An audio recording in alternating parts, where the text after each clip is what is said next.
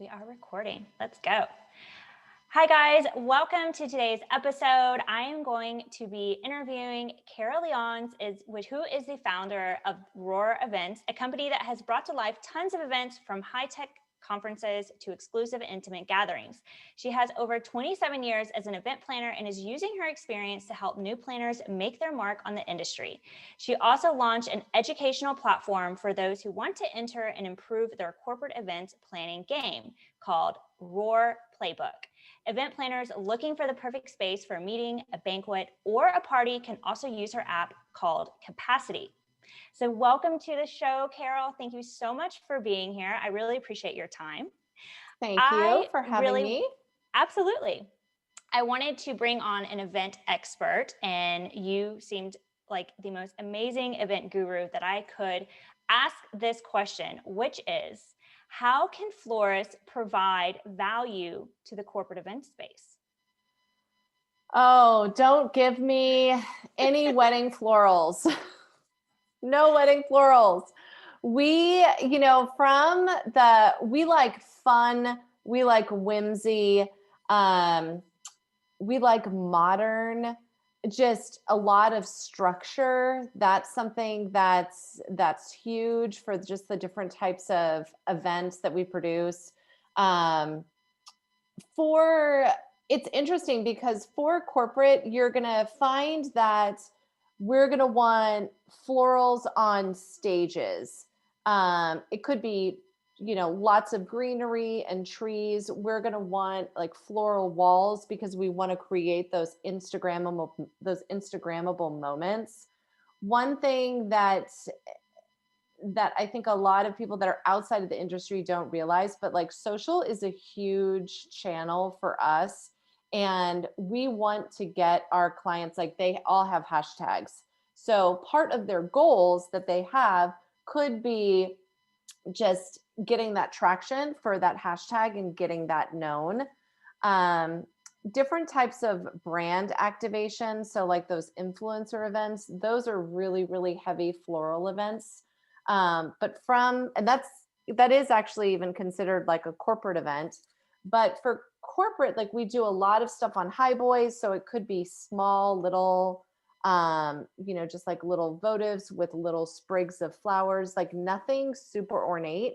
You're going to find a lot more of the ornate types of arrangements are going to be on bars, like big bars that we're going to want because we like to have those big center bars where like that's like a huge focal point. So thinking of things in that aspect, like we don't really care if the vases are rented or not. Like we don't want to keep any of the stuff. So it's like we'll give you the floral budget and we'll give you brand colors that we want, and obviously give you some of the different branding that we're doing so you get kind of a feel of the vibe that we're going for, and then we let you go and you create and you do your thing. I have to say that working with corporate event planners such as yourself has been probably one of my favorite clients to work with, along with hotels, but just for that reason, like, you know exactly what it is that you want. You have parameters, you have a budget, and then it's up to us to bring our A game. And I know the last corporate event that I worked on prior to COVID, we got the same kind of instruction, like we want these colors, we want to have this kind of look and feel. We need to understand like what you can do, but get it to me within 24 hours. And if it's approved, it's yours. And it gives us so much freedom as florists versus being kind of stuck with a Pinterest board or a mood board that we're trying to hit for a particular bride that has just one vision in mind. So I think florists get so trained to mimic whatever they're seeing that they often lose sight of their authenticity and really their creations that could add so much value to you and your clients from the corporate side. Right. And we're not about like the round table and the bubble bowl of florals. Like Right. that's, when we're doing a banquet, like let's think out of the box and what else can we do? Like we did an event in Costa Rica, and I mean, it is actually one of my most favorite tablescapes. So I was like, okay, I want to bring in tons of color and we're going to have all of these different tables. They're going to have mix match chairs. I want to, I want something tall, but I want people to be able to see. And they were long king's tables. And Nice. I'm like, let's bring in fruit, like pineapple. Oh, And I it love just that. so fun and eclectic and, just flowers that are naturally there. That's the kind of stuff that I personally like bringing in because people are going to take a ton of pictures of it and it's something that they're going to remember. And I love that you brought that up because I think florists also need to remember that it needs to be authentically local, especially if it's a Mhm. place like Costa Rica. We need to be using whatever flowers are either locally grown there or something that would make sense for the cohesive look and feel of being in Costa Rica. Right. So trading in your roses and maybe your go-to hydrangeas that you're usually comfortable with and going with a bird eye or more tropical foliage and doing something creative with that. And also remembering the demographic of this event. If Mhm. you're really a male dominant corporate event or like you said an influencer event, keeping in mind the people that are actually attending because you want them to have that incredible arrival experience. You want Right. them to instantly pull out their phone instantly, and it's not even about the photos anymore. It's just about the stories and the reels and like you said all those hashtags because those are technically metrics from everybody else's side. So you want to Mhm. make sure that your partners, especially your floral partners, are supporting that overall vision. So I think that is such helpful information for any florists that are really looking to get more into the corporate space now. Right. Yeah. So Caryl, tell me what makes you feel inspired?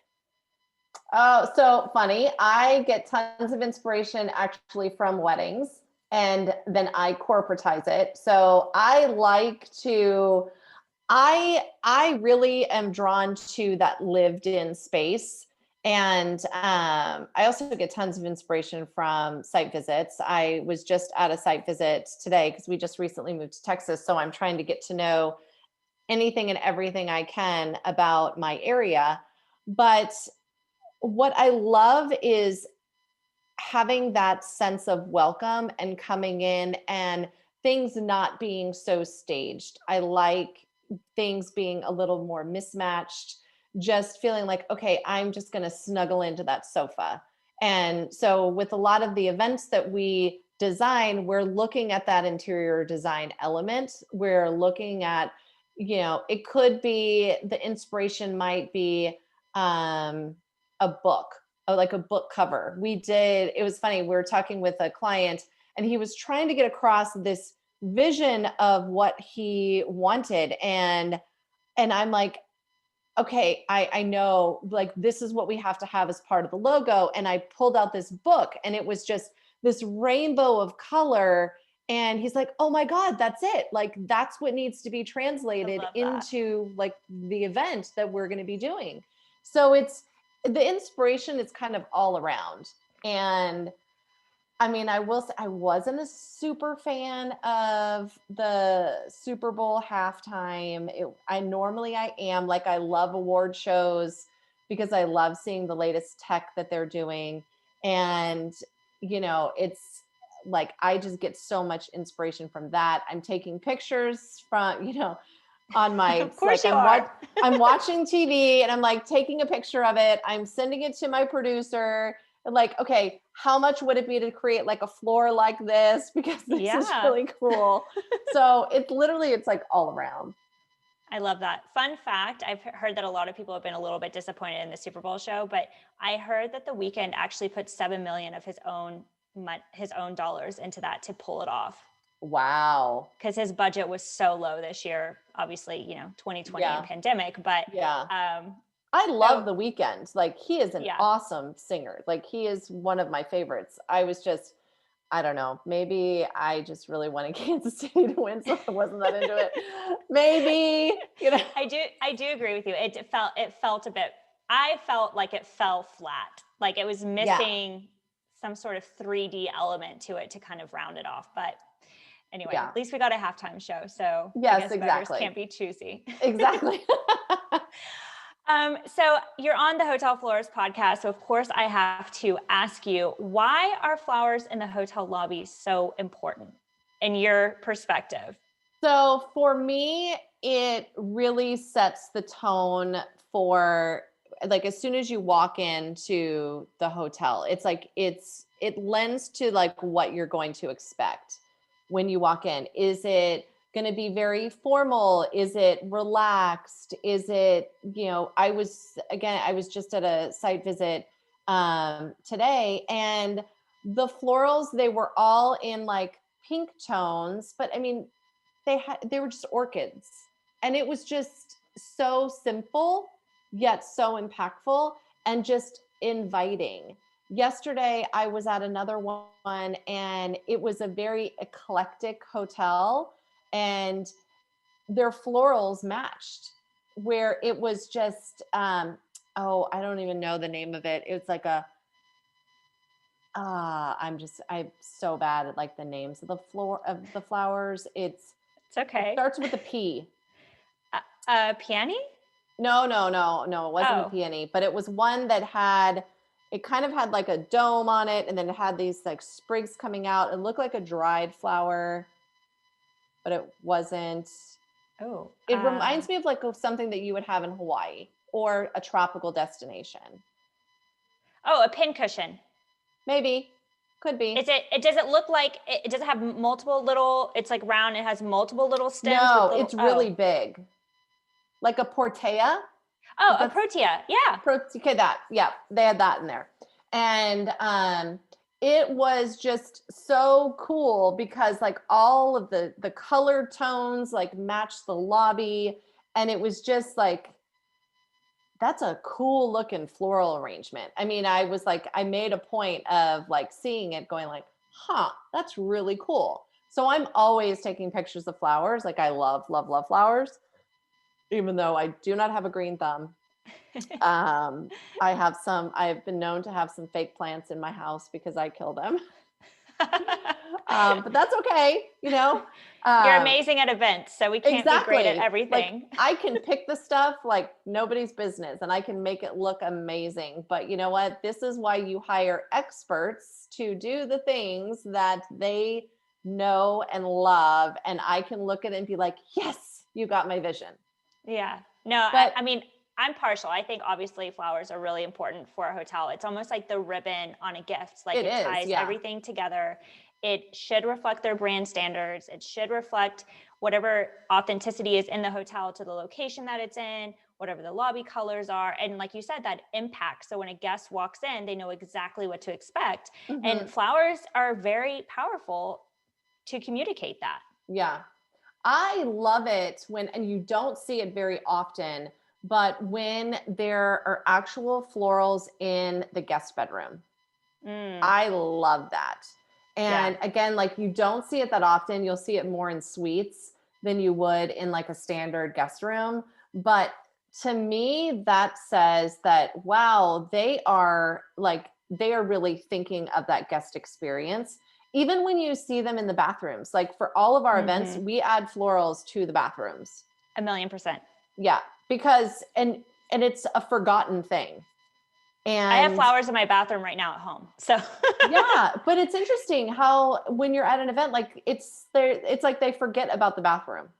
yeah, it's a corner that's cut and it's such a low investment piece, but it's such a high touch point Yeah, that it just, your guest is going to notice if it's there, every right, single one. right. So it's definitely not an area to skip on. I completely agree with you. Yeah. So now that we know like how important hotel lobby flowers are to you, what is your best advice for creating strong and a long-term partnership between a hotel and the florist?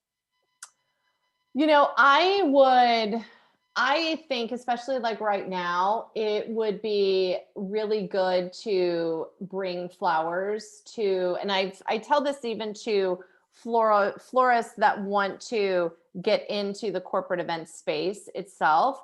Um, if there's a way that you can bring flowers to them to show this, to basically to show your style and the types of florals that you do, or um, if there's a way that you can send it to them, so you make it kind of like farm girl flowers a little Mm-hmm. bit, Mm-hmm. where you make it and then you send it to them, so that way they can see, but then they can add their own little element to it. I think that would go a long way to getting them out there, getting their name out there. But from the hotel standpoint, they need to see what it is that you do. So even if you are bringing florals to the sales department, just to say, hey, I just want, or the convention services department, the events department, hey, I just want you, like I'm new to the area, or I would love to be able to like showcase some of my work to you. Here, I just wanted to make you a pretty arrangement. Mm-hmm. Yeah. And especially, I've been telling a lot of the students that are in the hotel florist profit method, I'm like, this is the perfect time to form these relationships with the Mhm. hotels, because even though the opportunity might not be there right now, they're never going to forget how you made them feel while they were trying to Right. get back on their feet. And if you make them feel supported now and give them the attention now, as and when their business starts coming back, then naturally they will give it to whoever, they Hmm. remember from during this whole time. So Right. I think that's such a great thing to point Yeah, out. and even look at venues too, because Hmm. that would be some. I mean, the venues they all have offices. That would be good. And as corporations start to go back to the office, that would be another thing that you could do as well. Because I know lots of companies that they hire florists to come in and they do um, you know, their front entry. They'll do Yeah, florals for that. They'll do it for their registration desk, that kind of thing. exactly. I mean, we did a lot of that as well, and it's also sitting down with those event people and asking them, how can we support you and your Hmm. clients, because they still want to be in touch with their event planners. And so if you Right. can show up in a way and help them support them in that way, then that naturally is a partnership already. So Hmm. definitely lots of opportunity, especially right now. I feel like the playing field has really leveled out. You have a lot of older florists that have kind of exited the scene, or now they're shifting focus on something else. And you have a lot of new florists coming in, but not really sure where to start. And so I just think this is such a great time to just get out there and start networking, as much as Yeah. possible. Some of my floral friends that, I mean, they do stunning work. What they started doing, like for the holidays, is they would basically be doing just for local, but they would be doing like bouquets. They do it for Hmm. Valentine's Day. They do it for this, for that. Because the thing is, like, what people forget is that it is literally like there's so much word of mouth, Yeah, and that one arrangement that you do for Sally could, like, the friend who's the general manager at a hotel could be best friends with Sally, comes over and says, "Oh, I love your florals. Where did you absolutely. get those?" Yeah. And, I think that's the piece that so many people miss, is that if I don't tell people that I am in Texas and I want to meet other event planners or hotels or caterers or venues or whatever, guess what? They're not going to say anything to me. Exactly. When we decided that, okay, we're moving, like I put it out there on Facebook that, Yeah. hey guys, we're moving to Texas. And so many of my friends, like, oh my gosh, you need to meet so and so, you need to meet this person. This is going to be a great connection for you. And this goes across the board for anybody. And florists, it's the same thing. Absolutely. I mean, I think you could probably agree to this. Like some of my biggest clients were word of mouth clients. Hmm. For example, like Tiffany and Co., where they're Texas state florists. So we handle all stores in the state of Texas, but that literally came from a referral from hotel work that we had done. And so this is just such a great time for people to get out there and just do things really well. Like don't cut corners, but really show up and have that human interaction and try to create those relationships, because this is just the beginning of something Yeah. really amazing. I mean, I've heard this, I'm sure you can agree, I've heard this term now used a lot in the corporate and the event world of the roaring 20s are coming. Yep. And and so this is the time to start laying the road to the roaring 20s for sure, and all Right. that business. And then realizing that it's not, that a relationship is a two-way street. It's not about, I'm not going to be reaching out to someone, be like, hi, can you help me? Can you help me? Can you help me? It's more like, hey, I'm new here. Yes, I want to get to know the lay of the land, but what are you looking for? Because Yeah. I'm coming at things from a completely different perspective. And that you may not even know about. So I'm there to help them as well. Exactly. I always say, how can you add value? When Right. you show up from a place of service or adding value to somebody else, it naturally is a win-win situation versus coming just with your own agenda. So Yeah. I completely agree. Yeah. Well, Caryl, thank you so much for your time today. Before we go, I have a couple of fun questions that I want to ask you. My Okay. first one is, what quote or saying do people spout but is complete BS? Oh my gosh. I don't even know. I don't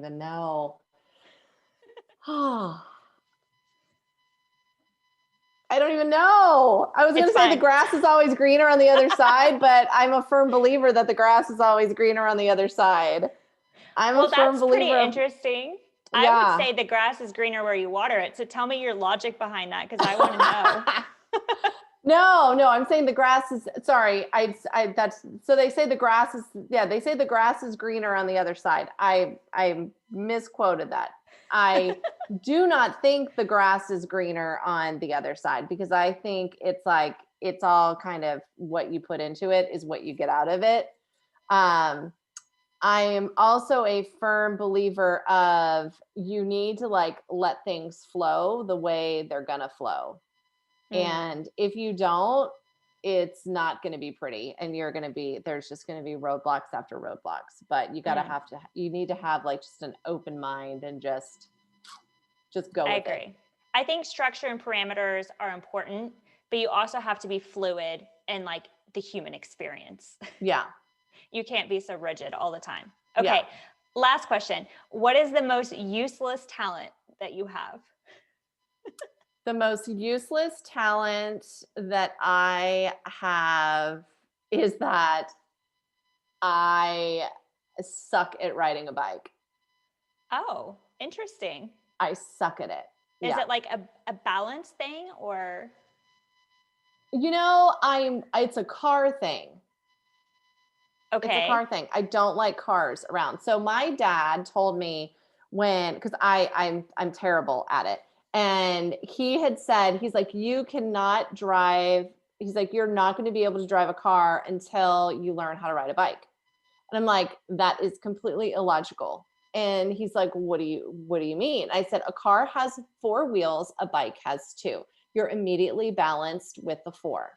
Yeah, you're also like So enclosed. you're enclosed too. But yeah, I don't like the cars going by. I don't like bike riders that are, because they, at least in California, they like feel like they own the Oh road. yeah, And I don't want to be around them. Like that me makes sense. riding I the can bike. appreciate that. I want to like ride in the middle of the road. Yeah, you need Be like, do, space. do, do, do. Well, thank you so much for your time, Caryl. Again, where can people find you? I have roarevents.com or roarplaybook.com, Yes. Instagram, roar And, events, yep. And then Facebook. Facebook, I'm on Facebook too, which is Roar Events Group, because someone else has Roar Events. And then I'm really getting into Clubhouse. Ooh, So I don't know if I you've have. gotten in there. Yeah, it's fun. It is a fun. I love the interaction that you're getting, and just the conversations are Yeah. really good. And yeah, I mean, the one thing about doing like Instagram lives, it feels like it's a really like a one-way chat, because you're looking like really close to your phone because someone like typed something in there, but then you can't see it. Yeah. And so I really like the connections being made in Clubhouse.